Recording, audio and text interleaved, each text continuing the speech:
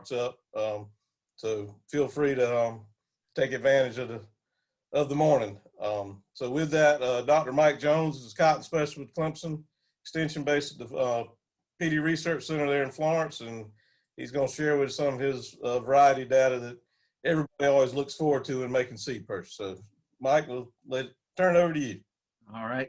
Thank you, David and Josh. I appreciate you guys putting this thing together. I would much rather be there with you guys in person, but hopefully next year we'll get to do that. I'm going to try to share my screen.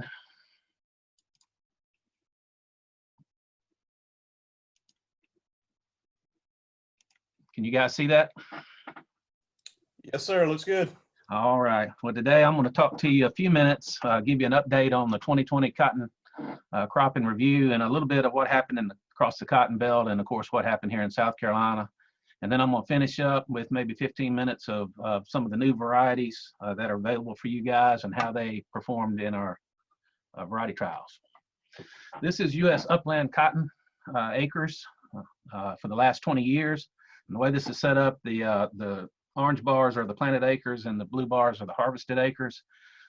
You can see all the way over 2020, we planted 11.8 million acres of cotton this past season across the U.S. cotton belt. And you can see that's down from the previous 3 years. The big thing here is look at the blue bar. It's only 8.5 million is what we harvested. So there was about 3.3 million acres that was not harvested. Most of that was out of Texas. They had some pretty dry conditions and lost a lot of their dryland acres in Texas. Here we have U.S. upland cotton yield, again, over the last 20 years. This past year, the USDA has us at about 813, which is right in there where we were last year, but down from the previous 3 years. This is the same data, except this time I plotted it and put a linear regression through it. And I always like to show this slide at cotton meetings just to talk a little bit about the progress that we've made as an industry over the last 30, 40 years. And you can see it's a linear regression here, positive.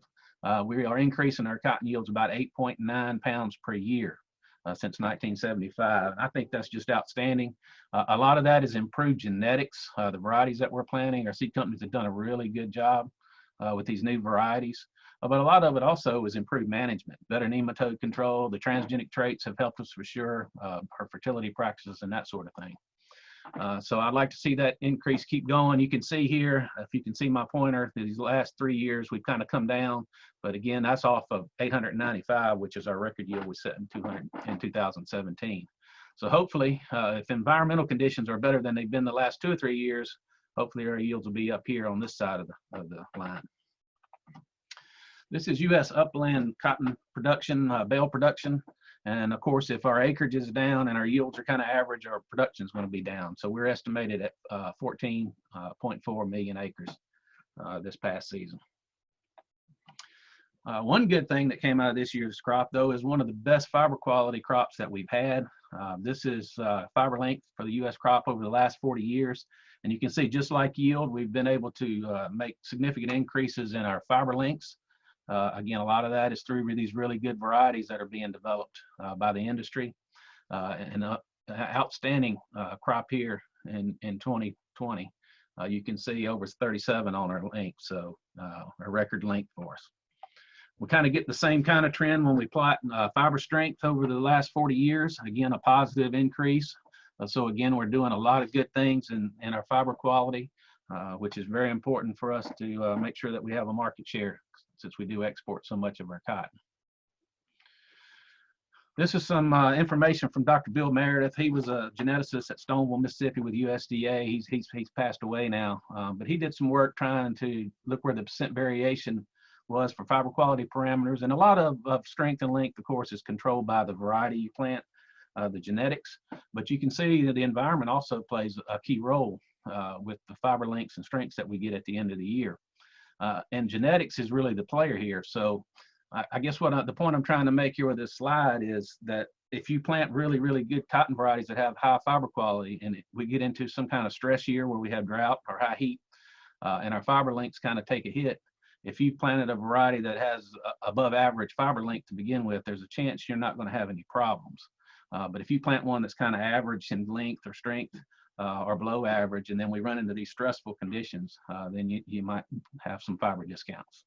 Micronair and color, of course, is a different story. A lot of that's controlled by the environment, but there is some genetic control there too, some genetic variation.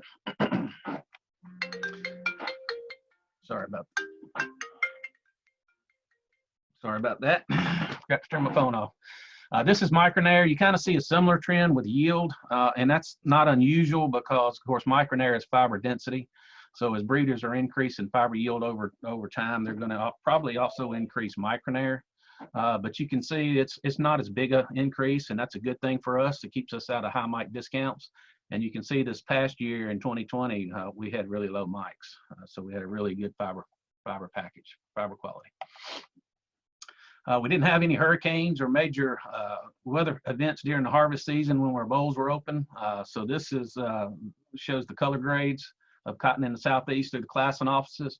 Of course, Virginia, North Carolina, and South Carolina come through the Florence office, and you can see the grades through the Florence Clemson office were really good, a lot better than I expected. This is Rayville, Louisiana. You know, they had several hurricanes come through there, and I'm surprised that their grades were as good as they were. But most of the cotton out of the Mid-South and the Southeast was really good.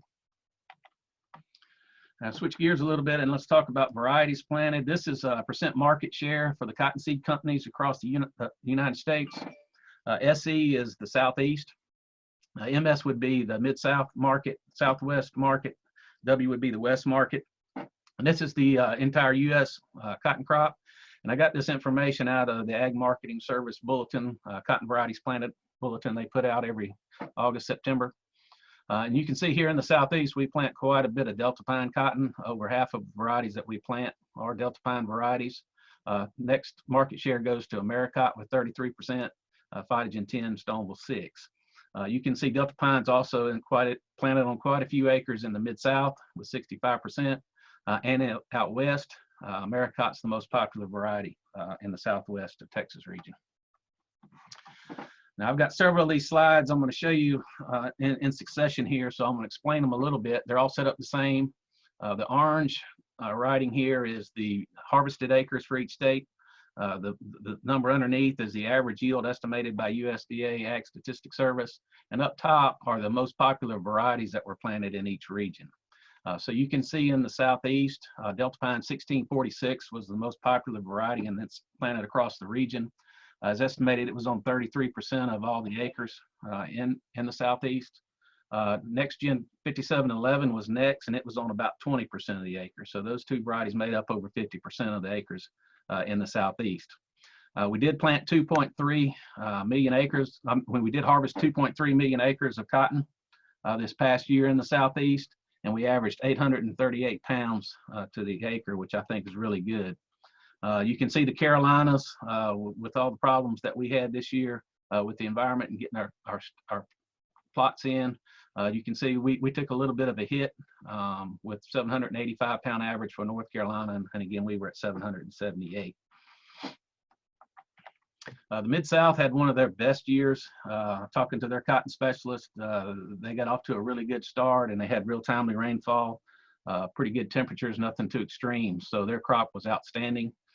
They planted a lot of Delta pine 1646 in this region. Over 50% of all the cotton acres in the Mid-South went to this one particular variety.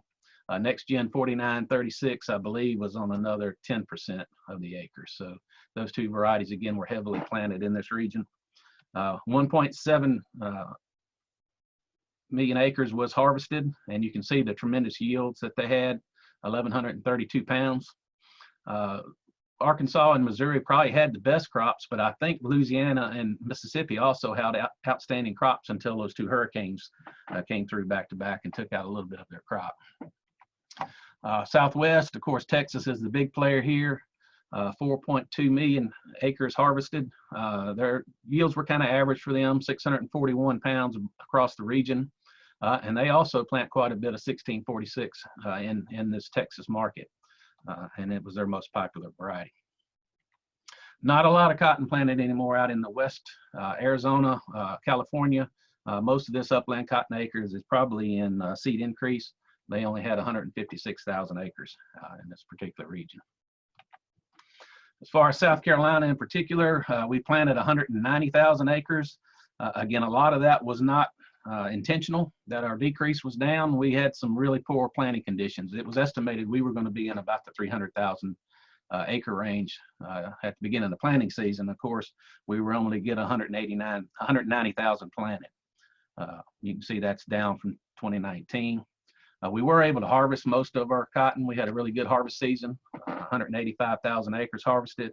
And again, our yield was estimated this year at 778 pounds, which I thought was a little bit high, but I think the southern part of the state really brought that average up. They had some pretty good cotton down below the lakes. And some of our late planted cotton really came on at the end and made really good yields. 300,000 bales is what we were estimated to produce this year. Same kind of setup with our average yields in South Carolina over the last 40 years. And you can see it's a linear increase also. A lot more variability in this data because of the way we produce cotton. We are dry land, about 80% dry land in the state on sandy soils. So when it rains, we can make pretty good yields. And when it's hot and dry, we fall below this line here. But for the most part, we've increased our yields about 7 to 8 pounds per year over the last 40 years, which is very good. As far as the Southeast market share, we're heavily planted into Delta pine. Again, a lot of it 1646 is estimated that 63% of our crop was planted to Delta pine varieties, with 49% in Georgia and 41% in North Carolina. North Carolina plants a little bit more earlier maturing varieties. A lot of the phytogen material does pretty good up there. And then Georgia prefers a more full season, so they plant a lot more of the Americot cottons. In particular, the varieties that were most popular, again, 46% of our acreage was 1646. Next Gen 5711 picked up another 11%. And then you guys can see the other varieties, 1840, 2055, 4936, and 5007. Similar trend with the 1646, but some of that acreage going into some of these other varieties. I talked a little bit about this already, but I wanted to go over some of the issues that we were faced with. It was probably one of the worst planting conditions, at least up north in the PeeDee area, that I can remember in a long time. We got off to a good start in late April, the first week of May, and we were able to get some cotton in the ground. But then a cold front came through with real cold temperatures and heavy rainfall. I think here at the station, we got 2.5 inches of rain out of that front, which put us out of the field for about a week. And then we were able to plant again for a few days. And then Tropical Storm Bertha came through. And this one dumped 6 to 9 inches, depending on where you are on our field. So pretty much put our May planting out of commission. We had some acreage go in late. A lot of cotton was planted that last week of May, first 2 weeks of June, or replanted during that time. We faced some excessive heat in July, which resulted in some poor early fruit set with some of this late planted cotton. But surprisingly, we had good rainfall in late August and early September and late September, which really made this late crop. And some of that late material late planted material really looked good. We had good boll loading late in the season, and because we didn't have any major hurricanes or late frost and had pretty good temperatures, we made decent yields on this late crop. And I already went through the fiber quality. It was outstanding. This is average rainfall, and what I did here was compare the 25-year average for Florence to what we had this past season. And the month of May during planting, you can see we got almost 13 inches of rain. Pretty good rainfall during June and July. A little bit dry in early August, but rain started at the end of August and stayed through September, again, which allowed us to make that late crop. And then pretty good harvest conditions here with not a lot of rainfall during that time. Now let's switch gears a little bit and talk about some of these new varieties. It's probably the most important decision that you guys are going to make in managing your crop. The variety you select kind of sets your genetic potential or your yield potential and your fiber quality potential. So if you do a bad job of selecting your variety, you've already lowered that bar a little bit. So if you select high yielding, high quality varieties, then anything that you do with your management after that only pulls down from that. But it is very important. There's a lot of criteria that you can use for variety selection. Of course, we get paid for yield. So yield potential is going to be number one. And what I mean by that, that variety has to have the genetic potential to make 4 or 5, 6 bale cotton if everything is perfect. But you also want to have varieties that not only have this genetic potential to make high yields, but are able to make these yields over many different situations, management situations or environmental conditions. So yield stability and yield potential, I highlighted those in orange because those are the most important things. Fiber quality is also important, and I talked about that a little bit earlier, how important fiber quality is. Especially this year, we've probably got some new varieties that are high yielding that are coming onto the market. And I want you guys just to be aware of some of the fiber quality that may go along with some of those before you decide to put them in the field on your farm. Of course, value-added traits are very important. We've got a lot of good traits that help us manage the crop. Insect resistant traits, herbicide resistant traits, but to me that's not the most important thing for me, because there's a lot of choices out there. Again, yield potential and fiber quality need to be above that. Plant maturity, we have a tendency to plant a lot of later maturing varieties in South Carolina, but I think there's a lot of early maturing varieties that also do really good here, and we're probably missing that opportunity to use those to our advantage in managing our crop. Dr. Mueller is going to talk to you a little bit after me about nematode resistance. And we are fortunate now that we do have varieties that have root knot nematode resistance and a few that have reniform nematode resistance. And the yields on these varieties look really good. And we'll talk about that in a few minutes. But if you have fields that have, has high levels of nematode resistance, it would be a good idea to use this management to your advantage and plant these resistant varieties. And of course, storm proofness and lint percent and leaf hairiness are also important. But what you've got to do really is you got to study the data. You've got to do your homework. Again, it's very important that you do a good job of selecting varieties, but you just don't want to use the data by itself. You want to temper it with your experience. Unfortunately, we can't put a variety trial on every field that you have, or you can't put one on every field, so you really don't know which variety is the best one for that particular location. The best thing you can do is to try to hedge your bets. You're kind of guessing that this variety is going to do well when you put it in the field. And if you have varieties that are high yielding that seem to be stable over a lot of different environments, you've got a pretty good chance of doing that. One thing I don't think we do good enough a job of is spreading our risk over variety, maturity, and planting date. We kind of put all our eggs in one basket. We like a lot of late maturing varieties, and we plant them all at one time, and we try to harvest them all at one time. But I think we could do a better job there of spreading out our crop. And then purchasing quality seed. We have had some issues with germination over the last few years. I know there's been some articles in some of the journals about that. Guys, these seed are really expensive, so you want to make sure that you're getting the best quality seed you can. Make sure you're checking on the germ. The warm germ should be on the tag, and you guys can't ask for the cold germ. They should be up over 60%. And if you want to, or you can, it would probably be a really good idea for you to at least retain a little bit of the seed from each lot in case you do have problems, and then you can get it tested, or we can test it for you to see what the problem is. There are a lot of sources for variety information. I think the best source to use is the University Small Plot Replicated OVT variety trials we do. These are non-biased trials. They're replicated. These varieties are grown side by side, and then we take yield and fiber quality data out of them to see which ones are performing the best.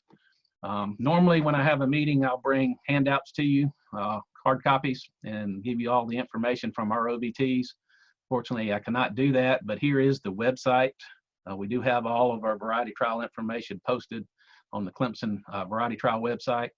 I urge you also to use the Georgia data and the North Carolina data, and I did check, and all of that data is already on their websites. So you guys can take a shot at it. Yes. We included your data in the chat box here for anybody who wants to download it as well. Very good. I appreciate that, David. Thank you. All right.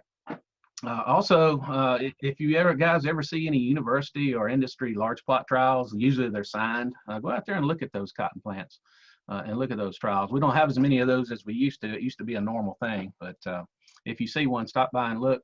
And of course, your own experience and your neighbors, the cotton varieties that do well for them are probably some of the best things to use. Like I say, we try to do these variety trials and spread them over areas that have a lot of cotton acreage, but there's no guarantee that those varieties that do well in our trials are going to work on your farm. But we do. So as you look through all of this information, you're going to get overwhelmed, and it's easy to get lost in the numbers.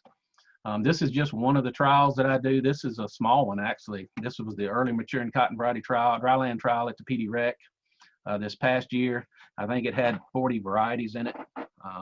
The late trial actually had close to 50 varieties in it. So you can see the yields of these trials, and I don't want you to go in and try to look for each variety and how it performed.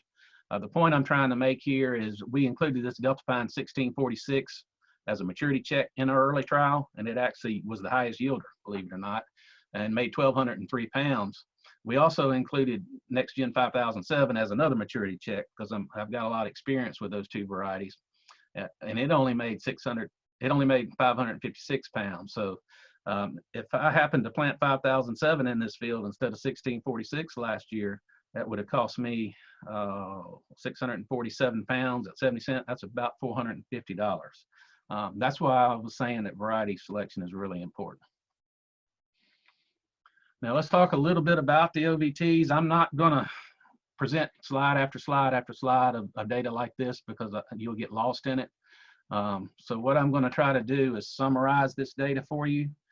We were able to plant 5 locations for early maturing OVTs this year. I was able to get one in at Dillon with Daniel Baxley. We got the 2 in here in Florence, a dryland and an irrigated. And then at Edisto, they were also able to plant a dryland and irrigated. And I didn't include every variety down this column. I just picked the ones that I thought you guys might be interested in or purchasing this year and listed those. And the way this, again, is set up, the trial mean is listed at the bottom. And I put it from the lowest yielding environment this particular year, which was 910 pounds, which was not bad, all the way up to the Blackville irrigated trial, which was pushing 2,000 pounds, just a tremendous crop they had there. So to talk about a little bit, and then I highlighted those varieties that were in the top 10. So to me, any of these varieties that are in this gray area, they had a really good year in our OVTs across South Carolina, and would probably be some that I would be interested in taking a look at on my farm. The best variety this year was Delta Pine 2012. It's a new early maturing variety. And you can see it led the Blackville irrigated trial and made 2,448 pounds, which is a lot of cotton.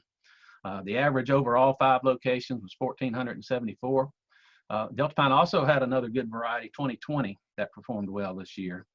So they had 2 that I would be interested in. Stonewall actually had 3 that looked really good in our trials this year. This 5091 was actually an experimental, and they just recently renamed it. But you can see it averaged 437 pounds. 4550 has been around a few years. Hasn't done as well in the past as it did this year, but it averaged 1,405 over the 5 locations. So it had a really good year. And then 4990. Some of the varieties that surprised me, these Dynagrows, 3799, 3615, and the 3456. You can see the 3456 led the Dillon trial, and the 3799 led the Blackville dryland trial, and almost made 2,000 pounds. That was a tremendous crop there. They looked really good this year. They stood out. And then this Next Gen 3729 also looked really good. Phytogen 500 had a good year. It was included in both the late and the early, and I'll show you that data in a few minutes on the late trial. But it also had a good year. Now, again, I've put the varieties in from highest yield down to lowest yield, and I've highlighted the top 10, and I'm going to keep that format for the next few slides because I wanted to point out that some of these newer varieties, even though they're higher yielding, there may be something that you might want to take a look at as far as some of the fiber quality characteristics of these varieties. So I wanted to take a look at that. So again, the highest yielding down to the lowest. And then over here, I averaged all the fiber lengths for those varieties. And you can see the 2 Delta Pine varieties actually are high yielding, and they have outstanding fiber length. So anything that's in green would have been above the average for the trials. So above average fiber length. And then anything in the red kind of is a little bit of a red flag. Not that it was bad, but it was below the average for the trial. So just something to be aware of with 4550. I don't remember seeing this before, but it occurred this year with the high yields. that the fiber length was down just a little bit. And then you can see that some of these varieties down here, the new 332 from Phytogen, even though it wasn't in the top 10 in yield, it yielded fairly well, and it's got a really good fiber length. And then a couple you might want to watch out for down here at the bottom. Fiber strength, again, looking at fiber strength, most of these in the black, that means they're right on average, so there's no problems there with the fiber strength of these newer varieties. The 3615, I was impressed with the fiber strength package there. It's a high yielding variety and has really strong fiber, so that was impressive. The 3456, not quite so, it was a little bit below average. And then all of the Phytogen varieties, a lot of these newer Phytogen varieties have really, really good fiber strength. Didn't really see a problem with any of them in Micronair. I highlighted two that were above the average, but this is nothing that's going to be discounted. But it could if we, if we got into some kind of stress, hot weather with not a real high boll load, you could see some problems there with the 3799 and possibly the 3729. All right, I know most of us plant the late maturing cotton varieties, so let's talk about them. Of course, 1646 is kind of the gold standard here. It has been for the last 4 years, and you can see it did well this year too. It averaged 1,409 pounds and led the Florence irrigated trial. Interesting thing to me is there were some varieties that actually did a lot better than 1646. Some of them are new. This Armor 9371 was an experimental that they just named, and as well as this 9608. And both of those varieties, they kind of stood out when we drove the picker through the field. They looked really good. Again, this 3615 was in the early trial and was in the, I think, ranked 4th there. It was 2nd here with the late maturing varieties, and actually led the Dillon location and the Blackfoot dryland with 2039, which was a tremendous crop. I don't know much about H959, but it looked really good and it has really good fiber. And then the 1702. So Dyna-Gro had some really good cotton to look at this year in our trials. Delta Pine 2038 was also very good. It averaged 1,400 pounds, right there close to 1646, probably not much difference in those. And then Next Gen 3195 is a new variety from Next Gen that you might want to take a look at. Stonewall 5471 led the Florence dryland trial here. And did fairly well at all the locations. So again, another outstanding variety. And then I mentioned 500 early from Phytogen. It also did well in our late maturing trials. Again, the same format, looking at fiber length. Now this is the thing that bothers me just a little bit with some of these newer high yielding varieties that are going to be released, is the fiber lengths on a lot of these were below the average for the trial. And they're definitely lower than what we've been used to growing. A lot of our acres is already in 1646, and you can see the fiber length of 1646 and how these other varieties kind of fall and with fiber length compared to 1646. Fiber strength. The Armor 9608 also had low fiber length, also has low fiber strength compared to the rest of the varieties in this trial, and you can see that with the Armor 3885 also. Again, the one that did impress me was this H959, and you can see it's a high yielding variety and has really good fiber strength. And then really nothing with the Micronair. Maybe 2038 a little bit high, but that's nothing to worry about. All right, I usually hand out the Lint yield rankings table that I do for you guys in the Southeast. I like to not only use the South Carolina data, but I kind of like to check these varieties to see how good they are in North Carolina and Georgia. So I kind of summarize all this information for you from their OBTs. And this data can be found on the Variety Trial website, and it's also on our extension website. So you guys can get on there and access that. I really like to do this kind of thing because the more you play with it and look at it, the more information you can get out of it. And what I've got are the number of Southeast variety trials that this variety was entered in that I could find data for in the Southeast, North Carolina, South Carolina, and Georgia, and I listed those separate for you. And this is the percent of those trials in the top 25% in yield, which means it led the trial. Statistically, there was probably no difference in any of those. The top half, and then anything that finished at the bottom. The interesting thing is that like this Armor 9371, which I just talked about doing so well in our trial, you can see it actually did better in North Carolina and Georgia. So that tells me that the data that we got from South Carolina was legit. I mean, this variety really did a good job in the Southeast this year. Some interesting things also, Stonewall 5091, you see it was in 18 trials this year, actually did better in North Carolina than it did in Georgia. And you can see it's kind of a stair step there. So if I was a grower in maybe the PeeDee area, this might be one that I would be interested in.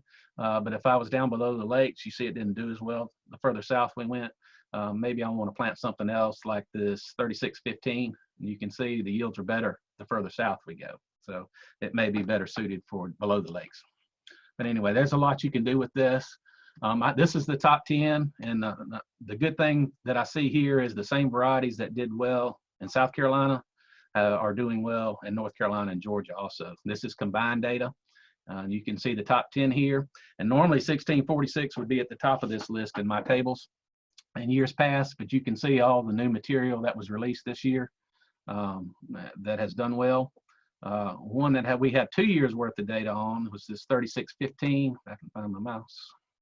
3615. It was in 37 trials, and you can see it's done just as well as 1646.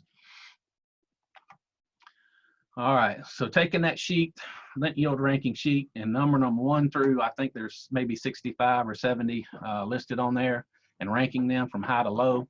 I kind of took that sheet and then grouped all the varieties for you by the seed company. And this is the Delta Pine varieties, and you can see that the 2012, 2115, 1646, 2020, and 2038 all were in the top 20.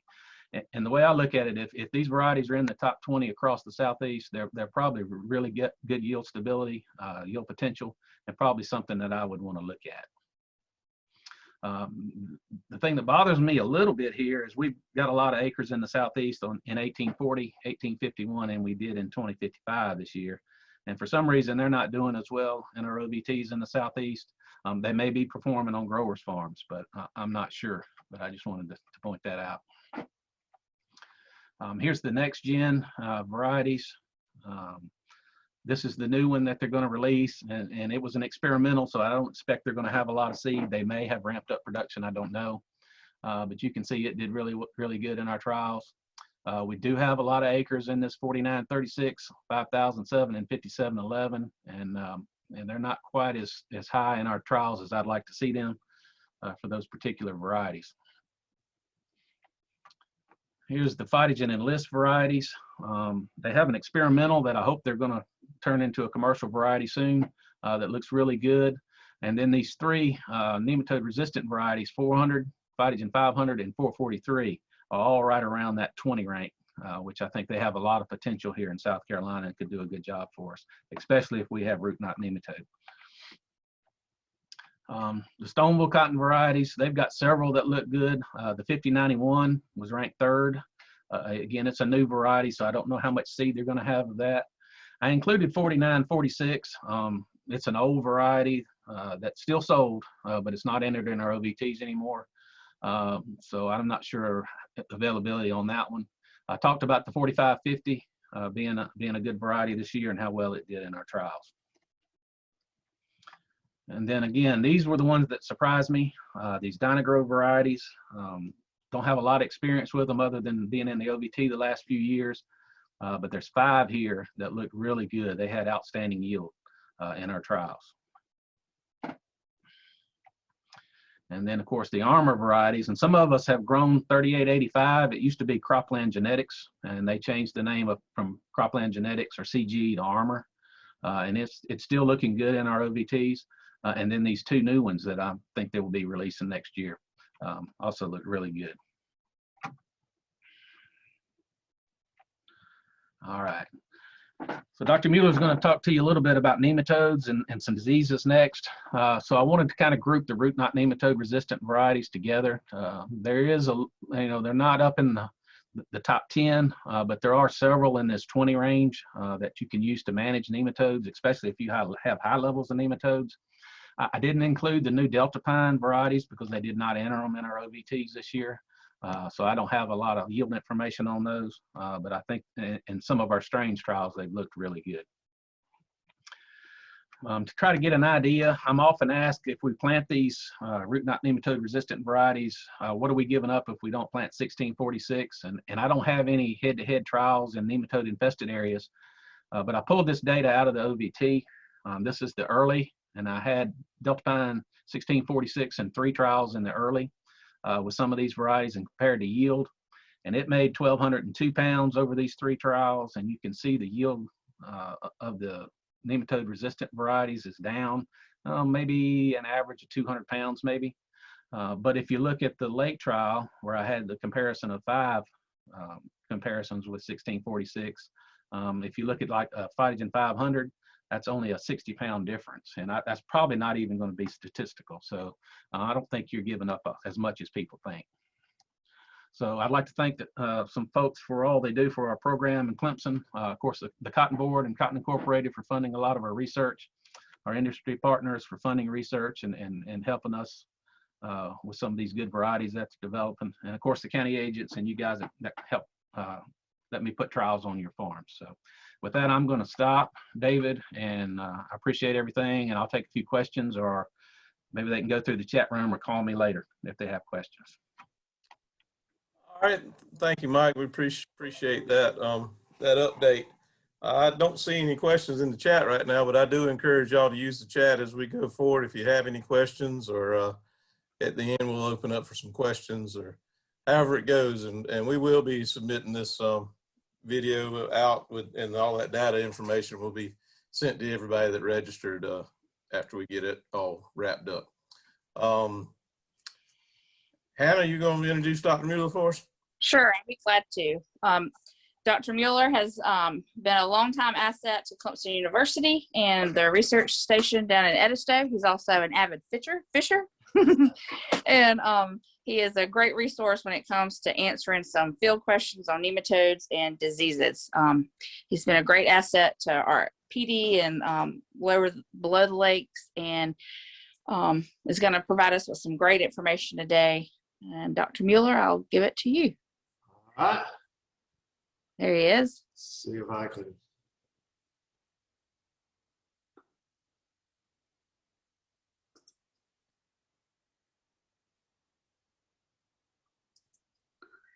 There you go. We good? You might need to go up to the top there and do the, How about that? there you go. That's it. Okay. Thank you, Hannah and David. I'm really glad you're having this meeting. It's a shame we can't all get out and visit. I think there's a lot of exciting things going on in agriculture in general, but especially cotton and nematodes and nematode resistant varieties. But there's several other things going on. We've had an interesting 3 or 4 years with some different diseases, and I'll go through those first. Fortunately, we've avoided some of the problems that they've had, say, in Southwest Georgia, especially in Alabama. 3 years ago, they found this cotton leaf roll dwarf virus. They had some fields they thought they had a lot of damage from, but in the last 2 years, we've had a pretty extensive little project in South Carolina looking for this. We don't see the damage that they see. We're able to find Dr. Green and Dr. Wang, who are here. They've done quite a bit of work on this, done some survey work. We can find quite a bit of this virus, but it's very low incidence in the fields. And the bottom line for us is we're having a very, very hard time showing any yield loss. The picture on the slide here, the symptoms are very variable. They include shortened internodes, they include stunted plants, but the most common thing is the symptom you see here. And I think when most people see this, the first thing they think of is going to be herbicide 2,4-D type damage. So you're going to have a hard time determining what's the herbicide damage, what's actually from the virus. If you've got this in your field and you're concerned, I'd suggest you get a hold of your county agent. They'll probably get somebody like Jeremy or myself to look at it. We actually have to do an extraction and find the virus to confirm it's there. But if you notice on my slide on the left, the bottom line literally is we can't show yield losses to this thing in South Carolina. And hopefully that's going to be the story for the next several years to come. The one story about this is it's transmitted by aphids. You would think if you can control all your aphids, you wouldn't have the virus, but that hasn't been the experience. You can do a lot of work with your aphids, but you'll still get the virus. So if you want to control aphids to control aphids and aphid damage, that's great, but don't think that's going to control your virus. For the last 5 years, we've dealt with bacterial blight. Once again, this has been a very serious problem in the lower mid-south. It's been a problem in Georgia, but for us, we've not had much of this, and yield losses where we have had it have been fairly minimal. We haven't had the kind of damage they've seen in other parts of the country. Most of this is about the variety you plant. There's a lot of resistant varieties. Most of the phytogen lines are resistant. Unfortunately, most of the Delta pine lines that we like to grow are susceptible. You need to know if you're worried about bacterial blight, you need to check the company information sheets, see if you can find a resistant variety, and that'll be fine. Unfortunately, there's no chemical control for this. When you see symptoms, there's nothing you can go out and spray. A fungicide will not control a bacterial disease. But once again, we're not losing a lot of sleep over this one, at least in South Carolina, because our yield losses have been very limited, and we're getting more and more resistant varieties. So never get a whole night's sleep when you've got diseases coming in, new diseases coming in on the cotton crop. And 2 years ago, we had false mildew. In a few of the fields where we saw this, it was quite severe and probably caused a 10–15% yield loss. But fortunately, last year, the second year we had this, it was actually kind of hard to find. I've only had reports of 10 or 12 fields, and they really felt like their yield losses were minimal. So if you grew a variety last year and it got area light mildew, if you're worried about it this year, I'd switch varieties. We think there are some varieties that are less susceptible that you could say were resistant. The trouble with both the false mildew and with the target spot, which we're about to look at, is they don't occur commonly enough that we can really get a chance to rate the varieties. What would be great, what would cause Mike Jones to lose 2 or 3 nights sleep, but if we could get an epidemic in one of the variety tests, then we could really rate the varieties and generate some good information on that. But so far, that hasn't happened. Target spot, which I mentioned, I think a lot of us, 4 or 5 years ago, when this came out, it was pretty devastating. We saw a lot of defoliation, a lot of premature defoliation. Fortunately, it was primarily in the bottom of the canopy. A lot of these leaves were starting to senesce naturally. And so the yield losses, even though severity was high, the yield losses were fairly low. We sprayed a lot that year. I know a lot of growers who sprayed. They were happy they sprayed, but then they told me they didn't really think it affected the yield. The spraying didn't really help that much. So this is kind of a mixed bag. Part of the story on the foliar diseases, things like areolate mildew and target spot, they're real. We need to be worried about them. But if you look on this slide, a lot of these foliar diseases are these little spots. This is Ascochyta or Alternaria. They're really brought on Stemphyllium. These diseases are really brought on by natural senescence or by nutrient deficiencies in the sandy areas of our field. Spraying for those is not going to increase your yields, but if you are worried about the areolite mildew, if you've had problems with that, or especially if you've had problems with target spot, these things overwinter in the same fields. They overwinter on debris. So if you grow cotton 2 or 3 years in a row, every year you grow cotton in a field where you're having this problem, it's going to get worse and worse. So if you have fields like that you feel you need to plant, you may want to consider this Georgia. This is their recommended control fungicide spray program. They like to spray between the 1st and the 3rd week of bloom. This is before you're going to see symptoms. So you have to make this decision, and you're doing a little gambling, is that you were going to have the disease and you're going to control it. That's why you go into fields with a history of target spot. A history of fields that have a lot of premature defoliation, those would be the two types of fields that I would target. Certainly your irrigated fields, I would be more prone to spray those fields than my dry land fields. And if you get to the second or third week of bloom and you're projected to have some wet weather, we're projected to have a hurricane or a stormy week or two, the higher the chance of rain, the more benefits you're going to get from any of the fungicide sprays. So it's a iffy situation whether or not to spray. These are the fungicides that are labeled. These are all labeled. They're not listed in any particular order. All of them work fairly well. What you might want to look at as you look at this is some of them have one, some of them have two active ingredients. The ones that have two active ingredients tend to give you a longer period of protection. If it's got one active ingredient, you'll get protection for a week and a half, 2 weeks. If you have two active ingredients, especially the newer active ingredients tend to have a little more residual activity. You might stretch out 3 or 4 weeks, and the longer the activity, the better off you are.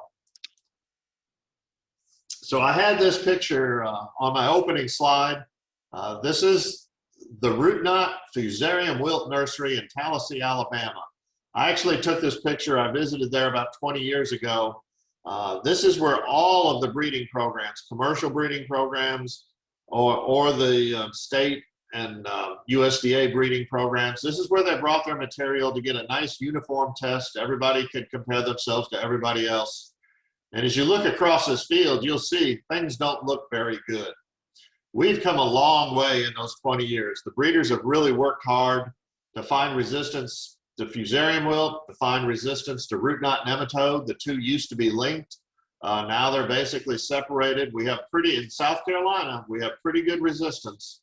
You don't see a lot of Fusarium wilt, but we do see a lot of root knot nematode, and we do see a lot of reniform nematode.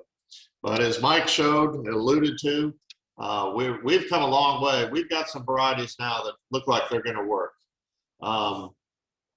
And right away, I'll mention what he showed you. The big concern in the past, periodically, every 5 or 6 years, somebody would release a root knot resistant variety, but it never sold very well because the yield drags were very, very real. If you planted it in a field that had no nematodes, you would get a 200, 300 pound drop in yields. So even the new ones that we've just come out with, he told you that we haven't had a chance to get a lot of yield data on these things. They're relatively new. We came out with several varieties a couple years ago, the 1747 and a few of the phytogen lines, Stonewall 5600.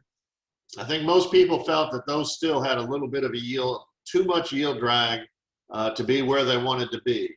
But now we've got two, and it's really great. They're not just root knot resistant. All of a sudden we have root knot and reniform resistance. You couldn't ask for a better situation. The root knot resistance is a little more proven. We've had these genes. There's two genes in these varieties. One of them reduces reproduction, and one of them reduces galling. And when you take those two things, the result is better yields in root knot fields. I wanted to show you this little table. If you look, 1646, our standard variety, is extremely susceptible to supporting reproduction by root knot nematode. If you look at that top line, this is recovery of root knot nematodes per gram of root at 6 weeks. In the Delta Pine 1646, we'd get 858 in a high pressure field. If you look below there, the phytogen 480, even the 1747, we're reducing these levels of root knot nematodes by 80 to 90% at the end of the year. This means that if we started at 200 this year, at the end of the year, we're down to less than 10. The threshold's 100. That means that not only have you benefited from a higher yield this year, next year, you should be going into a situation where the root knot nematode numbers are low enough that you could get by with, say, your favorite variety, 1646, with a seed treatment or an in-furrow fungicide. You still want to do something about your root knot, but you're going to have a lot less damage. Even in low pressure fields, you can see it went from 270 down to 7 or 12. Once again, these are great reductions and allows you to maybe even plant something like a susceptible soybean afterwards. You can basically insert a root knot nematode resistant cotton variety in as your rotation crop for root knot and allow you to grow something like soybean the next year. So the levels of resistance to root knot are excellent and well proven. We don't have a lot of data on reniform yet, but instead of seeing an 80 or 90% reduction in reniform numbers, what we're really seeing is more like a 50 or a 60% reduction. So we're not getting quite what we get with root knot. We're getting good yields. We've got greatly improved yields in reniform fields, but you're going to have to deal with reniform from year to year to year until we maybe hit the next stage of reniform nematode resistance and see these big numbers in reductions for the following year. The two varieties that we think most people are going to be interested in, if you have root knot nematode, and especially if you have reniform nematode, these two varieties are resistant to both.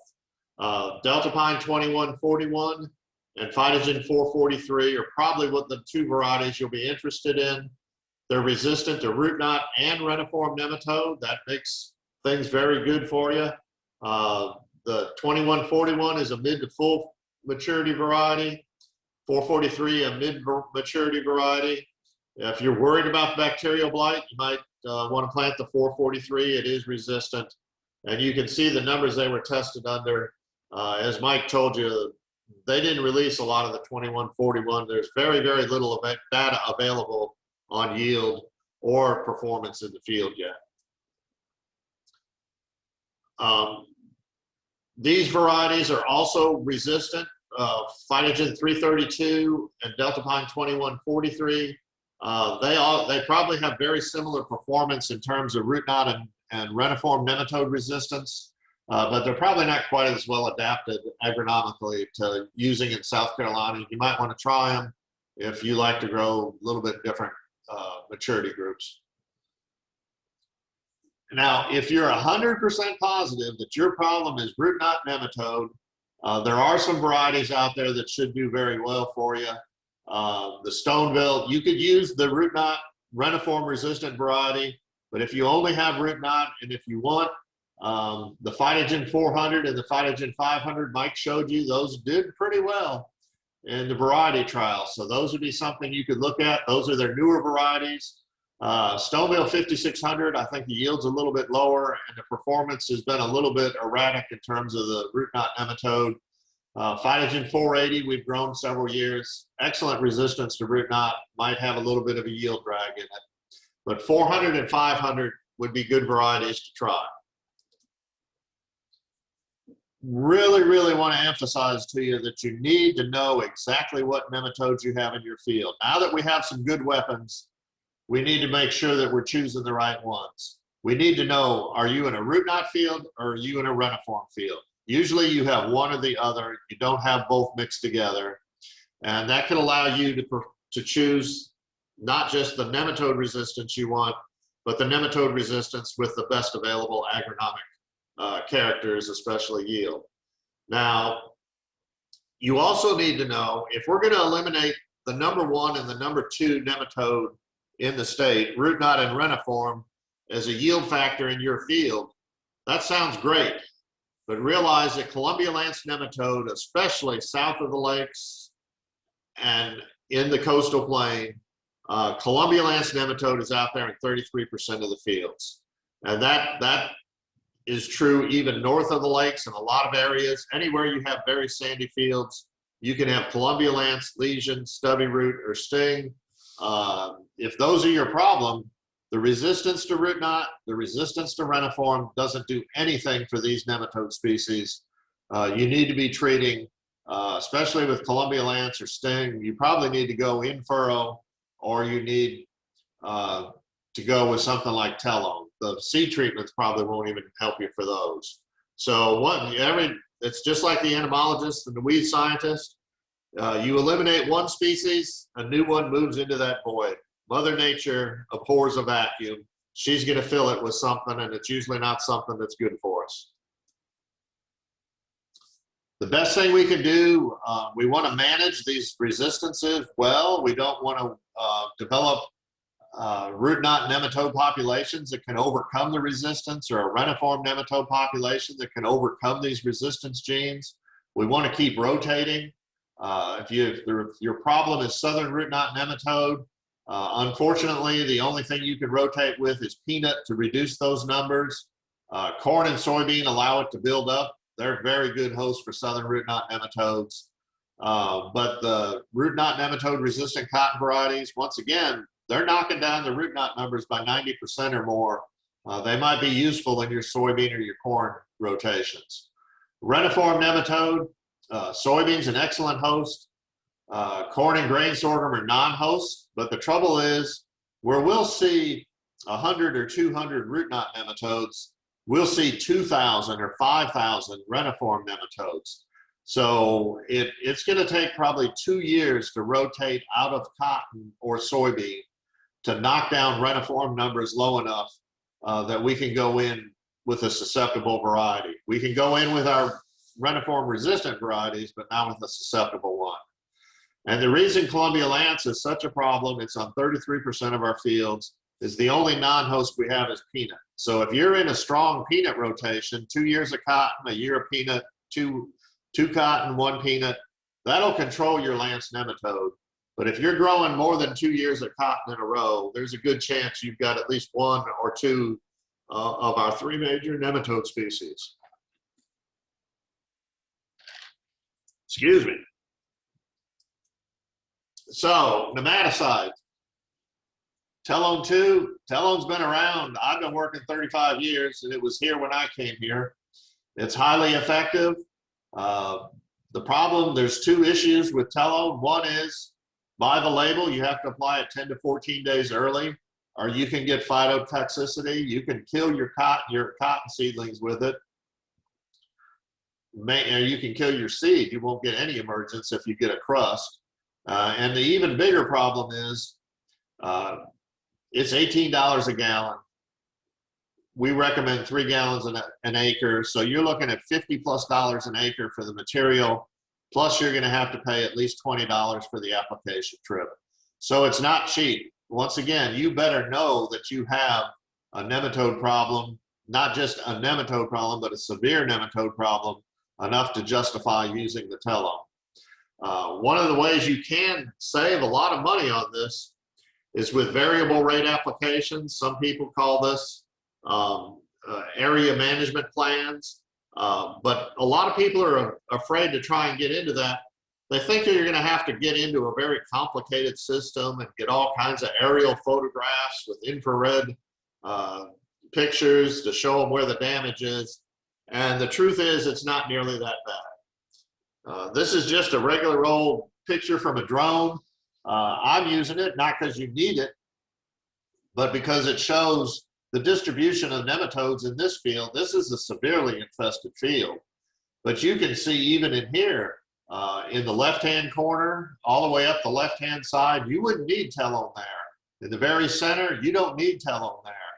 There's a lot of growers down in Hampton County in that area and in Southwest Georgia that are doing variable rate applications of Telone. In most cases, they only treat about 1/3 of their field. So they've immediately knocked down the 54 down to about $20 an acre, which really makes it competitive with the other nematicides. But they use yield maps.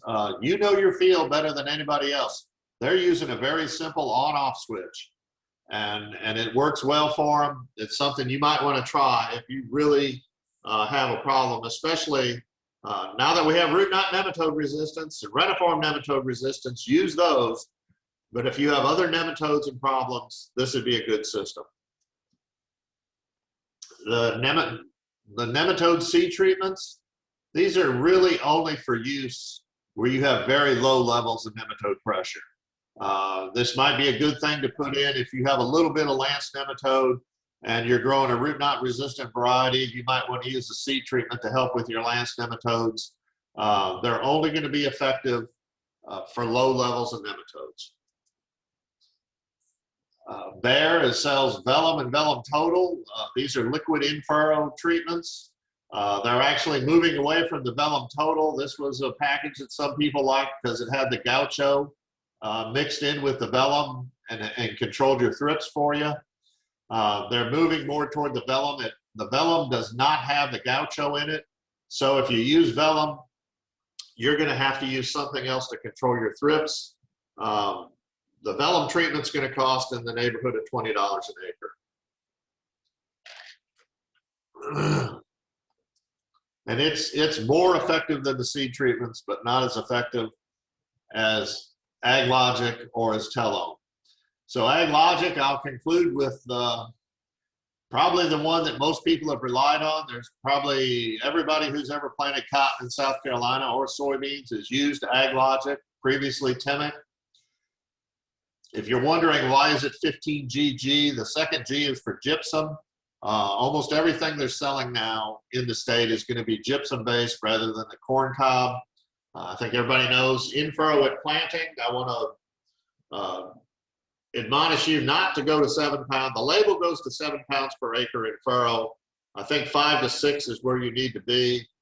We've actually seen some phytotoxicity, some lower yields at 7 pounds per acre in furrow. And of course, one of the big benefits, one of the uses for AgLogic is it'll give excellent thrips control. You don't need to add another project or product. The one weakness of AgLogic 15GG is that you'll get excellent control for the first 4, maybe even 5 weeks. You'll get a big healthy taproot. You'll be able to grow a cotton crop. You'll be able to make pretty nice yields. But by the end of the growing season, you're going to see a rebound in the number of nematodes you have, and you're going to have to start over the next year. It's just like you never did anything. Your nematodes are going to be as high or higher the next year, and you're going to have to do another control measure. I do want to mention one thing about the AgLogic. You need an online stewardship training and that certificate. It's very simple. You can go to the AgLogic company website, take the training, get your certificate, and that'll allow you to buy and use the AgLogic. If you don't have one of those certificates, you're not going to be able to buy the AgLogic. So that's what I have. David, I guess we'll take questions or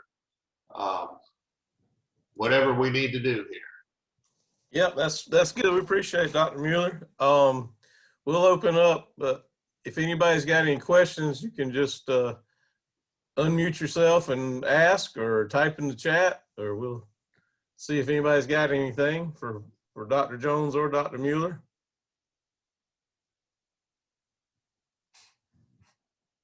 Anybody?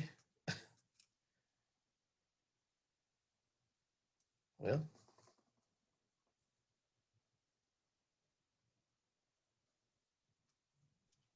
no questions. Mike's open. David, if somebody has a question later, they can call or email or, feel free anytime. Sure. The one thing I'd tell you is email us would probably be the best. I don't know about Mike, but on text messages or on phone messages, I'm happy to talk to you on the phone, but you might text me first. I think everybody knows we get so many bogus phone calls. I tend not to answer a phone number unless I recognize it, but go ahead and text us or email us and initiate the conversation that way. It'd be great. All right. Nothing in the chat, no questions. Well, Dr. Jones, Dr. Mueller, we appreciate y'all coming out and sharing the information with us this morning.